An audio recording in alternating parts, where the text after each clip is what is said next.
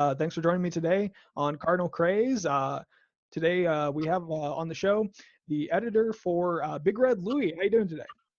Doing well. How are you, sir? Oh, I'm doing quite well. Just trying to enjoy this nice indoor weather. Yeah, absolutely. All right. So one of the things that we were going to talk about on the show today is what's going on with Louisville and the future of the Louisville football program. Absolutely.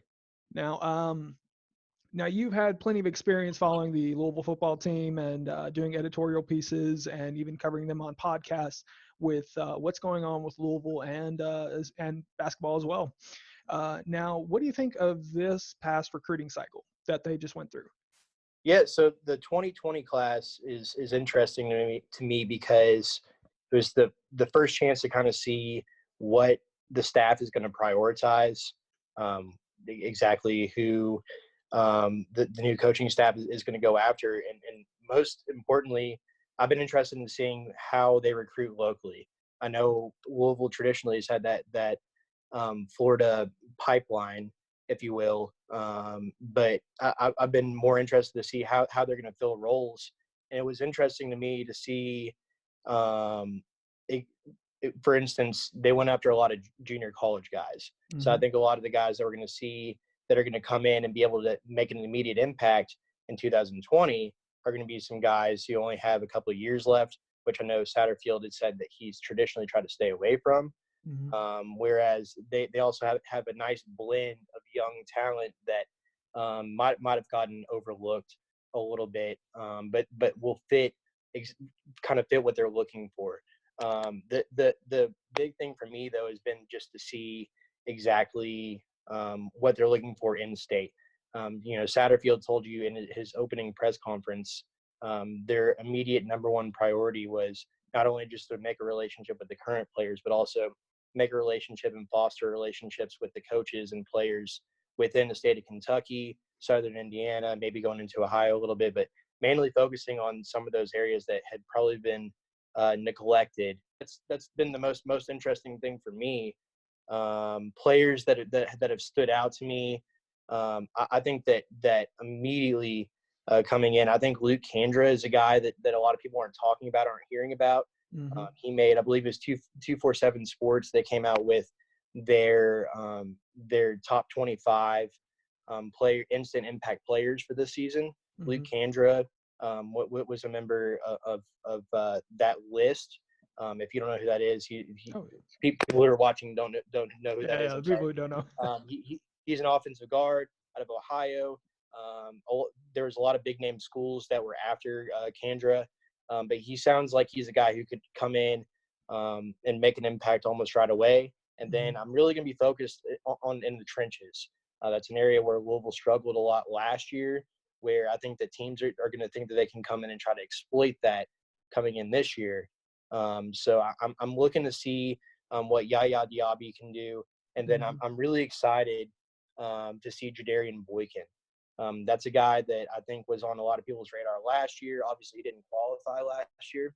So I'm Mm-hmm. interested to see what's going to happen, what his fit's like, what his role is like on a more of a 3-4 front. But I think that you could potentially have a situation where you have Diaby, who's a junior college transfer, one of the top JUCO transfers in the 2020 class, and then Jadarian Boykin, our top-ranked player from 2019. Mm-hmm. If those two can come in, they can almost immediately vie for starting spots on both ends of the defensive line and really shore up that pass rush and shore up some of the issues that they had on the defensive line in the run game coming from last year. Yeah, no, definitely. Yaya is high on my list, and so is his Georgia Military College JUCO buddy Marvin Dallas on defense as well. He comes in as an outside linebacker, and I actually got to sit down and talk to Marvin. And Marvin said that he was focused on training and how he expects to have an impact season this coming year. And especially on, we kind of talked about Yaya for a minute, and we had kind of jokingly talked about how Yaya has this wide wingspan and how he has ginormous hands from what Marvin can say. And, I think you're absolutely right. Jadarian Borkin is going to immediately come in with Yaya and be giant impacts on defense. And the 3-4 from Coach Brown, that mainly relies on speed and strength as opposed to the traditional, was it the 4-3, that relies heavily on weight and strength, which, I really expect the defense to really make big strides in this offseason, even if it's working out at home. And Jadarian Boykin has posted on social media how he's been working out, how he's been practicing and working on his techniques.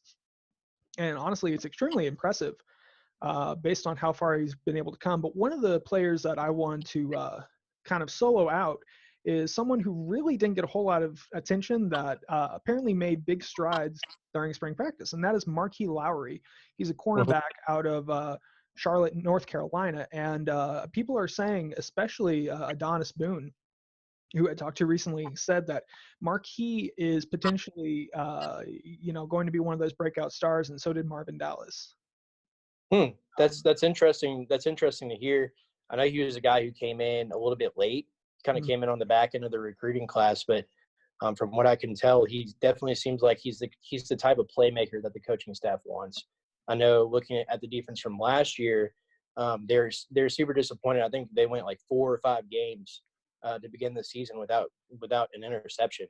So that's something that they're going to be really interested in seeing from the newcomers is are how well they play the ball, how they can utilize that speed off the edge. And I think that Lowry can bring kind of a multifaceted game. So that's really interesting that they both brought up Lowry. Well, I may have been mistaken in that. It may have just been Marvin Dallas. But I may have been thinking of another conversation I was having.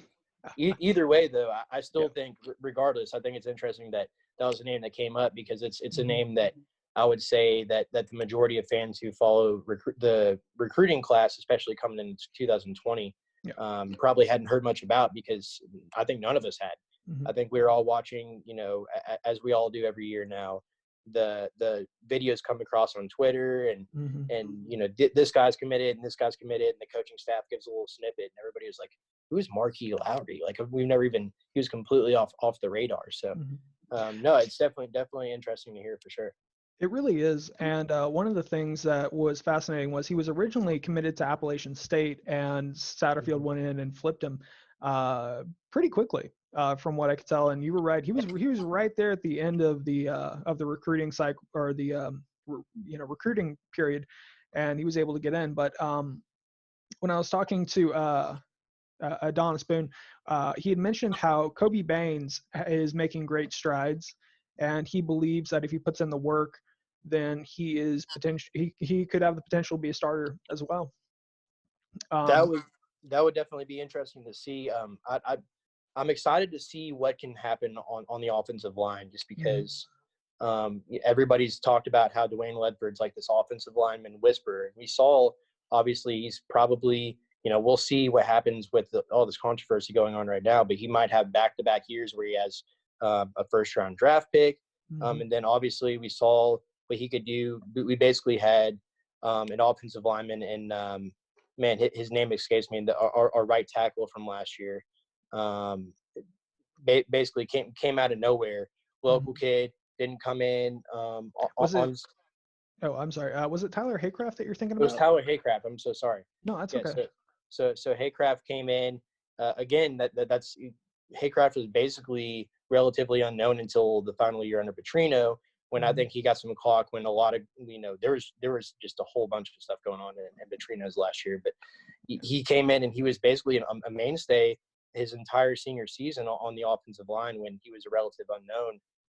So we're seeing where there's a lot of guys that we had no idea about coming into the year. We just kind of knew the name, but didn't think that they'd be, big contributors who are big time guys, and particularly on the offensive line. I'm interested to see they're going from a situation where there was just 7 or 8 scholarship guys to where they're going to have a first and a second team offensive line, and the talent isn't. There's not going to be much drop off. There's going to be a battle at every position going into the fall camp. So it'll be really interesting to see where we think that the offensive line stands now versus what it actually turns out to be whenever we get to kick off the season. Oh yeah, definitely. You know, one of the top people I'm very high on is one Adonis Boone, and being able to talk to him. I had asked him about Renato Brown because during the spring practice, when they were able to get some of the media crew in there to take some photos, or even during some of the closed practices, Renato Brown has put on a lot of muscle, and from what I can tell, you know, weight as well. And you know, Adonis Boone was saying that how him and the one other on offensive line, I believe it's Caleb. Caleb Chandler. Yeah, Caleb Chandler. There Yeah. we go. Is going to be big contributors this year. And one of the names I kind of threw out there was the freshman who came in, which was Timothy Lawson. And because you know, Timothy had great film, and you know, right now it's hard to be able to tell what's going to happen. Just based on, you know, we got in 7 spring practices. Now, it's not ideal. It's not great. But honestly, in the entire conference, it's a lot better than most. Florida State didn't get nothing. Mike Norvell was walking into blindly. And, you know, I'm just happy that Scott Satterfield was able to get in 7 practices, you know, as opposed to getting in 1 practice and then all of a sudden, you know, we got to close down shop. Right. There's a couple who I have actually noticed on social media who have been very out there and showing video of them working out during this off season. And so the person I've been seeing the most is, I believe, Desmond Tell. I believe he's been one of the most biggest advocates in showing how he's trying to progress during this off season. But defensively, kind of going back to defense, you know, stopping the run was one of Louisville's biggest issues this past season, especially, and you can kind of go back for reference looking at the Florida State game, the UEK game, which was just, you know, it really was kind of a. It was a bloodbath. It was honestly going 8-5 in the first year is leaps and bounds. Yeah. You know, and I think it was you know, North Carolina just you know, brought back in Mac Brown, and this is going on the second year, but they are in the top recruiting class. And so my question is, how is Louisville going to make those leaps and bounds to be able to jump in the recruiting class? And how long do you think it's going to take before we're bringing in 4-star players consistently? Sure. To me, and particularly with this coaching staff, it's not as important to me that they jump into the top 20 all of a sudden, or even towards the top 10. But I think what we want to know is that we're still able to land some of those 4-star guys. I don't foresee Louisville being, and probably even in the next decade, being a school that's going to be able to just kind of start landing a bunch of huge name players. What I think will happen, recruiting is definitely a game of politics. And so when you look at some of Louisville's better recruiting classes, right, it's when they're coming off of seasons with success. So if you look at, for instance, the 2005 class, that's their highest ranked class ever.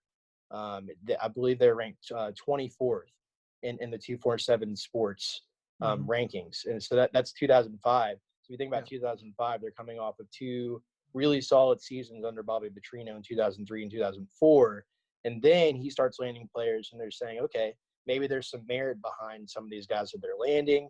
You know, they're beating out some of these, you know, bigger name schools for players. And all of a sudden, Louisville's getting a little bit more recognition.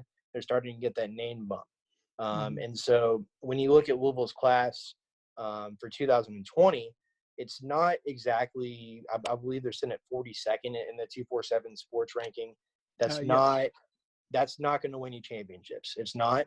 But with that being said, if you look at, for instance, I know they went back and re-ranked the 2011 recruiting class, the one that included 10 or 11 guys that eventually ended up on NFL rosters. You had Eli Rogers, you had Teddy Bridgewater, you had Gerard Holloman, you had Terrell Floyd, like all these guys. And that was the 27th ranked recruiting class. And they went back and re-ranked that recruiting class as the second ranked recruiting class. Looking back at the success that they had, they went on to win, that class were juniors when they won the Sugar Bowl. They were sophomores when they won the Sugar Bowl. Juniors when they had that great season, the 1-year stint in the AAC. And then obviously there was a lot of success under Bobby Petrino when they had that great senior class that was graduating. So to answer your question, I know that's not exactly where we were going. I think that starts on the state level. Yeah. Now, if you look at the 2021 recruiting class, there's a lot of guys that I'm really high on. There's a lot of talent coming out of the state of Kentucky that a lot of people don't know about. But when you look at the top 5, top 10 players, we're not losing those guys to Kentucky. Those guys are going to Michigan. They're going to Notre Dame. They're going to a lot of these bigger name schools. Like you look at there's a safety, I believe last name Dunn. Yes. He out of Bowling Green, Jansen Dunn, I believe is his name. Yeah, he's probably the most talented player in this class. The staff they look like they've thrown in, they pushed all their chips to the center of the table to try to land Jansen Dunn, right? And this is a guy who maybe when people watch this, I believe he's probably going to commit here pretty soon. He's been throwing out a lot on Twitter that he's going to commit. But that's not a guy that's going to come to Louisville in my mind. It looks like he's going to be an Ohio State or Oklahoma lean. Yeah. No, sorry. I was just going to comment on what you were saying. Is that I truly believe he's going to potentially flip to Ohio State, and Oklahoma has been hitting him pretty hard lately. But I feel like Ryan Day has just kind of sunk his teeth into him. So I really feel like that's again, those are the kind of players that you really want those guys to buy in. And it looks like, especially some of these guys out in the state, it looks like they haven't bought in yet to what the coaching staff is selling. And that's kind of, not to make excuses or anything, but Louisville has built a reputation over the last 5, 6, 7 years of not really going after a lot of these in-state guys and choosing to look elsewhere to land talent. There's another guy, and you can, if you talk to my partner Jacob, he'll make fun of me about this, but I really like Jack Dingle out of Trinity High School. He's one of my favorite. Everybody kind of latches onto these guys that they like. If you follow recruiting, Dingle is a guy that I've really liked. He's out of Louisville Trinity. But it's looking like it's going to be a really tough battle to land him because he has connections with his brother playing for Cincinnati. So when it becomes to me problematic when it's okay to me to lose players to Oklahoma and Ohio State, perennial top 10 recruiting class teams. But when you're losing out to group of 5 teams, that's when it becomes concerning. So it's going to take some time to kind of cultivate those relationships. It seems like since his brother's been at Cincinnati, in Dingle's situation specifically, it's going to be tough to land a guy like that. That's a guy that I watch on tape. Yeah. He has a lot of size and a lot of speed, and he chooses not to use that size and speed all the time. He's a guy that would rather just hit you right in the mouth. And I love that. That's something that the coaching staff is going to be looking for is a guy with that sort of attitude who he knows that he has that sort of skill set, but instead he opts to play, the game kind of an old school way. And I think that's something that the coaching staff really loves. And he also brings that speed from the linebacker position that we're going to see a lot more from in the Brian Brown 4-3 defense. So it's guys like that they're going to have to start reeling in order to start really solidifying some of these recruiting classes. If you can recruit your own territory, if you can take 2 or 3 out of the top 5 guys each year, or land like 5 out of the top 10 guys in the state of Kentucky, then that's when they can start flipping things on their head. And then you also have that local flavor. So you have guys who are there's more motivation behind them helping you go out and recruit more players. So that's the kind of stuff that I'm going to be looking for. As far as just an overall attitude and player that they're looking for, we saw last year in Evan Conley. Evan Conley is a guy that he's a winner. For instance, if the other quarterbacks are, unable to go at some point this season and it's only Evan Conley, I'm going to be completely comfortable with Evan Conley being the guy behind center, because he's not the most talented guy on the roster. He's a guy that's going to put you in a position to win. And I love that. And that's the kind of guys that I think that they're going to be going after. So that's a very long-winded answer, but in order to get to where they need to go, I think that they're going to keep looking for these Evan Conley kind of guys who are diamonds in the rough, similar to what Strongstaff did when he was here, because those are the kind of guys that are going to get you to these New Year's Six type games. Those are the kind of guys that are going to help you compete with the Clemsons and Florida States. Yeah, no, definitely. And appreciate the answer. No worries about it being long-winded. Detailed responses and answers are what the Cards fans are looking for. One of the things I will say is that you're correct. Recruiting at home and even in your own state is the biggest winner. Regardless, if you can win at home, you don't have to worry about really anything, because you're still recruiting at home. You can still get the 4-star guys coming in. And what Mac Brown down in North Carolina has been able to do, he's been recruiting at home and he's been driving that home narrative hard. Right. And North Carolina has a big amount of recruits coming out, and he's just able to say, hey, I'm building this program back up. I've played football for years. And, he's drawing in kids just with that home vibe, staying at home. And one of the things I can say is, yes, Evan Conley is a dynamic player, and he did have some flops during this past year, but the understandable thing is he was a freshman.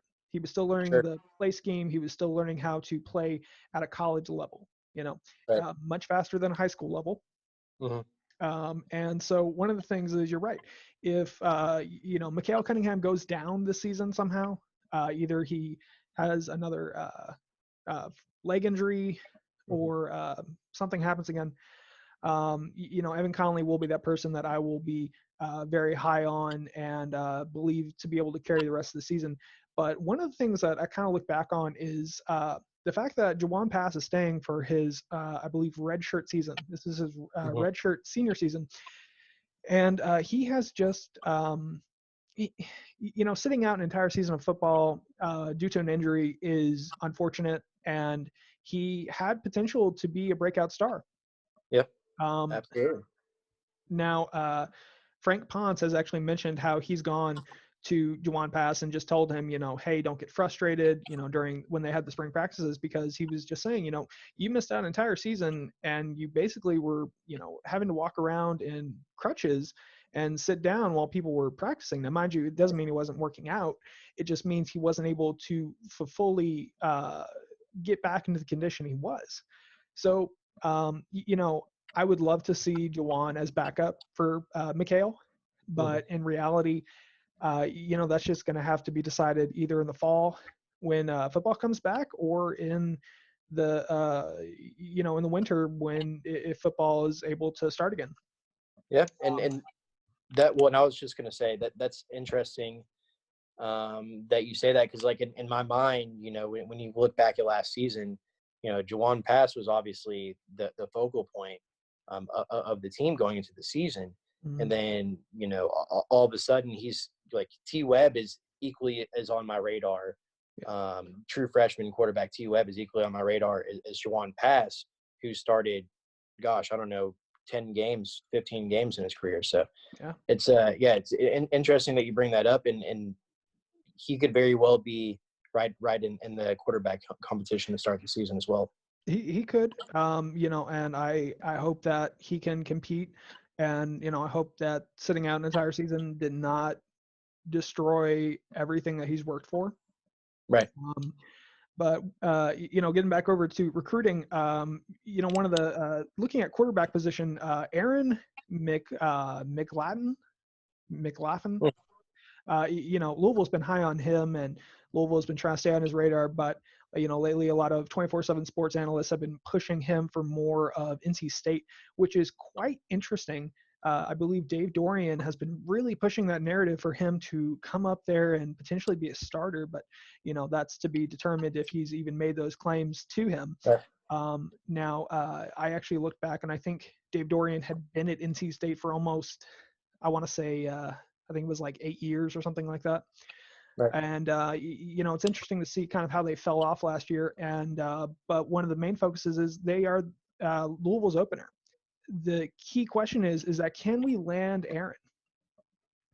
Oh gosh, I mean that's a bit of a loaded question because I know he's a guy that I don't think it's just NC State that's in on him too. It looks like there's a lot of big name players, and when you have an Alabama or an Auburn on you, that's the kind of team that can kind of we've seen this in basketball a little bit too.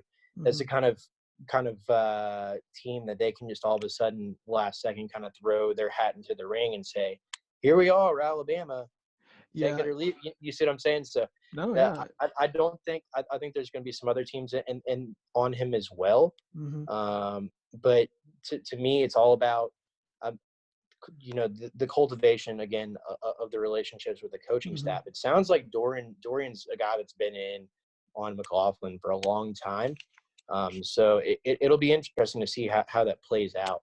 One thing I think to keep in mind too is that both Louisville and NC State have developed a lot of depth at the quarterback position, but NC State has not had any players who have really come to fruition. I know that when Louisville traveled to NC State last season, they were starting their third quarterback, and not due to injury or anything like that. They just were throwing their third guy out there just to kind of throw him out there, see if this works, see if he can be a better end game type of quarterback. So to me, I think that McLaughlin could be looking at NC State as an attractive option because of the situation where he could go in and immediately earn some playing time. Whereas at Louisville, you're like we talked about, you're going to have Mikael Cunningham probably for 2 more years. You're going to have T. Webb. You're going to have, well, obviously Puma Pass will be gone, but you're going to have a lot of these guys that are standing in the way of being able to earn playing time. And as we know, at quarterback, the shots that you get are few and far between. For instance, if you're a wide receiver, you can be Bobby Petrino and have 15 wide receivers on the roster because you can throw those guys out on the field at any time. You'd be getting weird looks if you're throwing Mikael Cunningham out for one play and then you're throwing Evan Conley out for the next play. So it is interesting. I think if Louisville lands McLaughlin, that's a guy who can immediately come in 2021 and 22 and really compete for some playing time or for a starting spot in this instance. Yeah. But he's going to be a tough one to pull away, in my opinion. What do you think about that? Well, Aaron has been showing that he's been getting a lot of love for NC State, especially on social media and Twitter. And I think he's kind of torn, but the situation we don't want to get in is we don't want to get into another Chubba Purdy situation where we have him commit and then another team comes along and, like you said, the bigger teams come in and say, hey, do you want to be here? We've done this, using their legacy to try and, reel these kids in, especially like in that kind of sense. And then all of a sudden we have a decommit or a flip. And, I mean, everyone was high on Chubba Purdy last season, when he was being recruited by Louisville and he actually committed. And what we want is we want someone who knows where they want to go. And when they get committed, they shut down their recruitment process, and we've seen that with recruits who come to Louisville this past season and even in 2019 when Scott Satterfield was trying to get together a crew. And, personally, I think it'd be a great addition to the team. And so would Caden Salter out of Texas, Cedar Hill, Texas. But one of the people that I feel like is going to be a good get is Caden Perry. He's out of California, out of Chatsworth. And, he he really does seem like he really does look forward to taking a visit. Now, I know recently the coaching staff has actually been putting out virtual visits for the recruits, which is different and very creative, and a lot of programs are starting to do that as well. They're starting to do the whole, well, if you can't come visit, we'll bring the visit to you, which is great to see. And one of the things is that for quarterback, I think we have a good shot at getting Aaron, but like you said, getting in there to where NC State's flipping different quarterbacks every single game until they figure out which one works the best. Aaron has a good, strong possibility for Dave Dorian to say, hey, I'll let you be starter. You'll be a true freshman. Whereas you're right. If he comes to Louisville, he has T-Webb, Evan Conley, Mikhail Cunningham. And you're right. If we can get Mikhail for another 2 more years to stay for his senior year, because I believe this year is his this year is his junior year. Did he redshirt at any point? I don't believe Cunningham was redshirt. He was a true freshman in Petrino's last year. When he and Pass were kind of flip-flopping in the starting position. Yeah, no, that was an unfortunate watching that unfold, honestly, between Petrino. That's a whole nother mess I don't want to get into. No, I apologize. He is no, so he was a redshirt freshman in that season. So he's actually a redshirt junior this year. So next year he'd be a fifth-year senior. I think you're right. It's going to be a tougher situation for Aaron to come into the program and realize that he's going to have to really work to get for that starting position. And Scott Satterfield has really, a lot of people were speculating when Scott Satterfield came into the program that he was going to bring Evan Conley in, that he was trying to recruit out of Appalachian State. And once he flipped him, everyone was thinking, okay, Mikhail Cunningham's out, Juwan passes out. Satterfield's going to bring in his guy, and that's going to be it. But he didn't. Satterfield worked with what he had and was able to accomplish one of the best seasons we haven't seen in, honestly, since Lamar Jackson left. Definitely, yeah. Now not necessarily saying Lamar's last year, that was kind of a flip-flop year in terms of offensive line issues and different stuff, but that's a whole nother thing that would just take forever to try and talk about, and just analyzing all the flaws that happened with that. But honestly, what's your opinion on how well do you think Louisville's defense is going to improve now that we have a second year of returning coaches? Right. Well, I think that coaching continuity is really important. So one of the things that really excited me and going into the offseason was that we didn't really have any coaching turnover. I know we lost a couple of smaller name position coaches, but we were kind of able to fill those in right away with guys who have had a lot of experience. So it's exciting to me to see that coaching continuity, because you look at some of these players that are going to be seniors this season, and they've literally had a different coach every single year that they've been there. Not just as a head coach or as an offensive or defensive coordinator, but their individual position coach. So if you think about if you were working at your job, and every 8 or 9 months, instead of going in for your Monday meeting or Friday meeting or whatever with your boss, you're going to go in and you're going to sit down. You don't know who's going to be in that room. Obviously, you have to relearn everything that they're expecting. The expectations get set completely differently from coaching staff to coaching staff. So when you're able to keep the same exact rhythm, the same exact schedule, you guys are on the same page from year to year, all of a sudden that's when great things can start to happen. We've been talking a lot about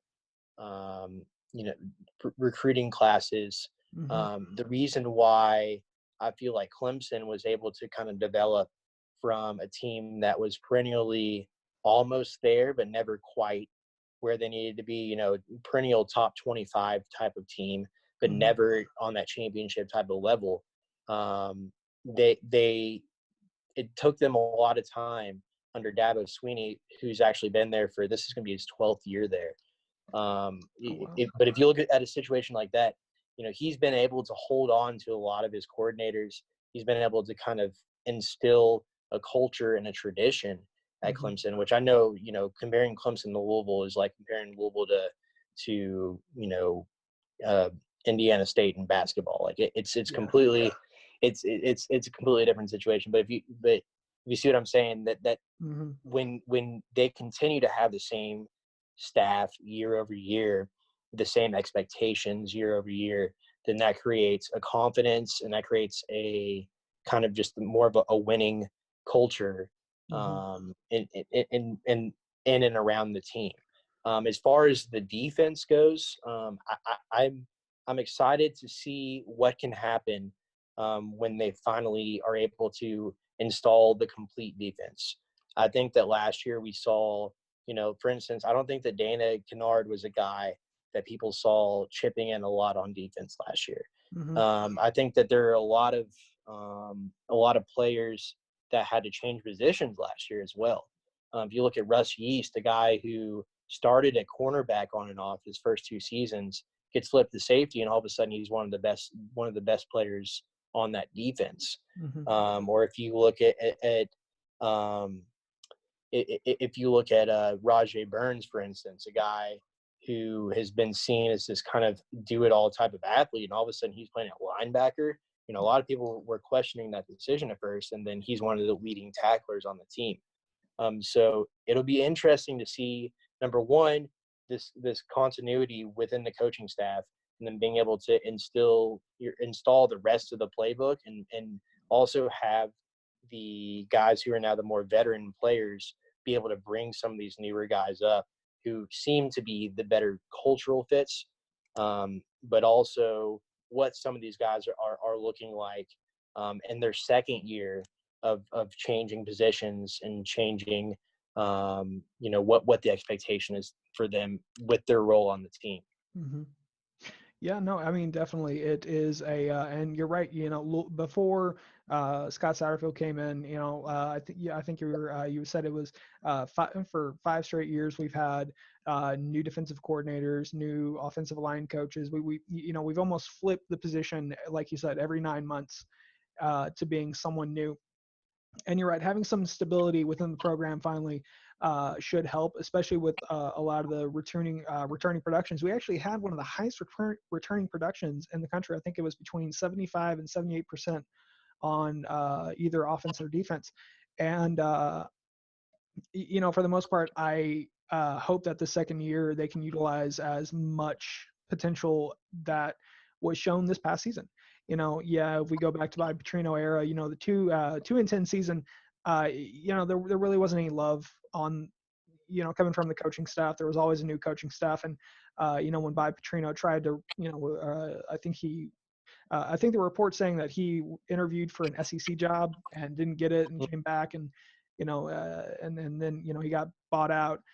When Scott Satterfield came in, he had that family-orient message, and he just tried to make everyone feel part of the family. And, I really do feel that a lot of key returning coaches are going to really be really instrumental in this coming year, especially the players, who have the biggest role to play, which is, proving that they have progressed over this past offseason.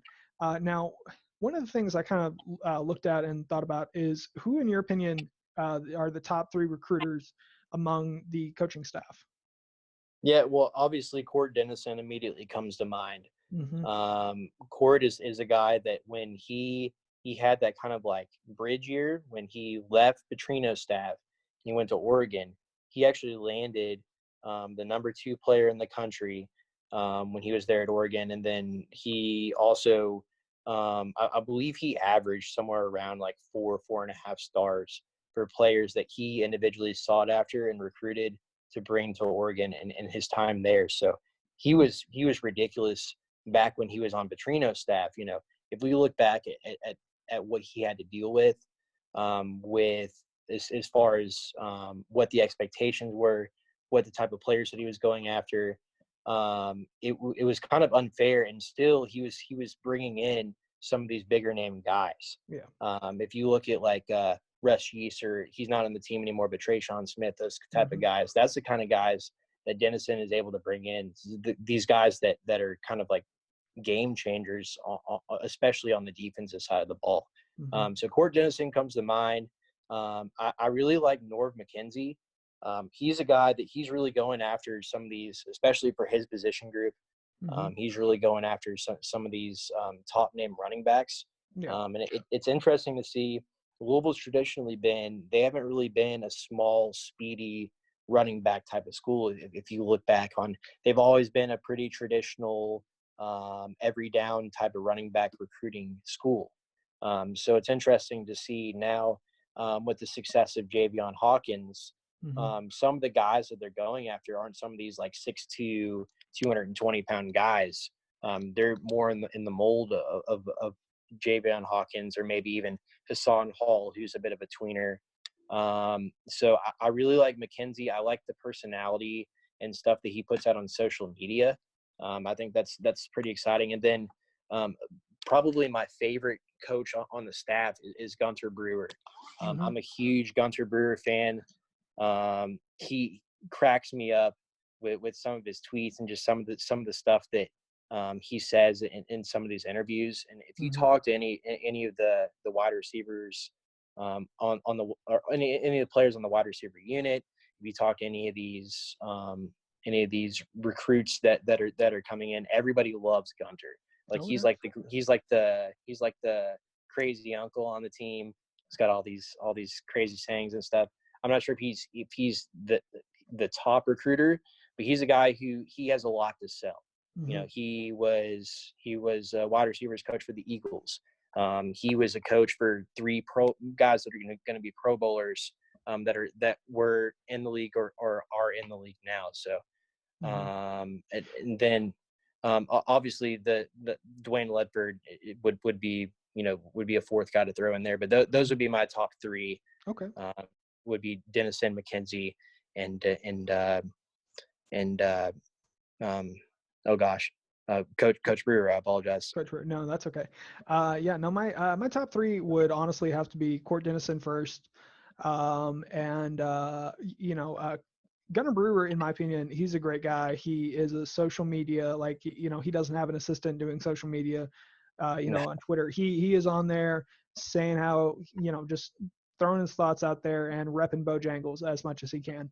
And I honestly cannot strain how much he loves Bojangles. And I've seen this constantly. It's just like, down in North Carolina, got them Bojangles. And it's like, all right, cool. All right, let's see if we can get a sponsor out of them, Gunner's going south just to get some chicken. And honestly, if he keeps going south to recruit just to get chicken, then, I give him all the best of luck, because he's going to find it. He's going to find it. So, my top is Court Dennison. I believe that Dwayne Ledford, and I've met Coach Ledford in person. He's a great, great guy. And from what I've talked to Donis Boone, he's a funny coach, and overall just a great guy. And I think it's going to eventually start showing on the recruiting trail this season. I think it already has, especially with Aaron Gunn being one of the first offensive guards that we recruited. He's a great guy, and honestly, I think that, he was underevaluated. But my third guy I'm kind of leaning on is Mark Ivey, the defensive line coach. He's got a lot of personality from what I can tell. And the runner-up would potentially be Derek Nicholson, who is the new inside linebacker coach. When he was in the, I think it was Conference USA, he was the second best recruiter in the entire conference. And I really want to see if he can kind of transition from Conference USA into the ACC and be able to become potentially the second best recruiter. But I guess a lot of that kind of goes back to really just recruiting in general and bringing in these bigger kids. But like you said, it starts at a state level, and then it transitions into bringing in kids outside of your state. but to really kind of go back and just kind of look at everything. Louisville is with time potentially going to be top 25 recruiting class in the next 2 years. Now, top 10 recruiting class, that may require a little bit bigger budget, Yep. and that would be a Vince Tyra question. And there was an interesting debate I saw uh, this morning on Twitter, and it was about does football bring in a bigger revenue than basketball? And some people were arguing and showing statistics saying, you can hold 55,000 people in Cardinal Stadium and you can hold 22,000 in Yum Center, but it kind of all goes back to what kind of media deals are they getting? Was the Yeah. ACC pumping out? Because you can't pay a coach's salary by filling all the seats in the stadium every game for just was it 4 or 5 months? Right. And or not 4 or 5, but for 13 games Right. potentially. Um, so for the most part, I think if Louisville can get a bigger budget and maybe bring in some outside help, but also be able to get some of these guys, and they have been getting some guys who are, like you said, JUCO products that yes, Scott Satterfield doesn't really want to rely heavily on, but like we said earlier in the video, Yaya and Marvin Dallas and a lot of those JUCO guys like Trevor Reed, who's on offensive tackle, are really going to be the key fundamentals in helping improve defense and offensive line. Uh, Thank you, Side Expert, for the Big Red Louie for coming in and talking to us about some college football and what's been going on and what your thoughts are. All right. Well, for the most part, be sure to like, comment, subscribe to both Big Red Louie and Cardinal Craze. All right. Thanks for watching. Have a good one.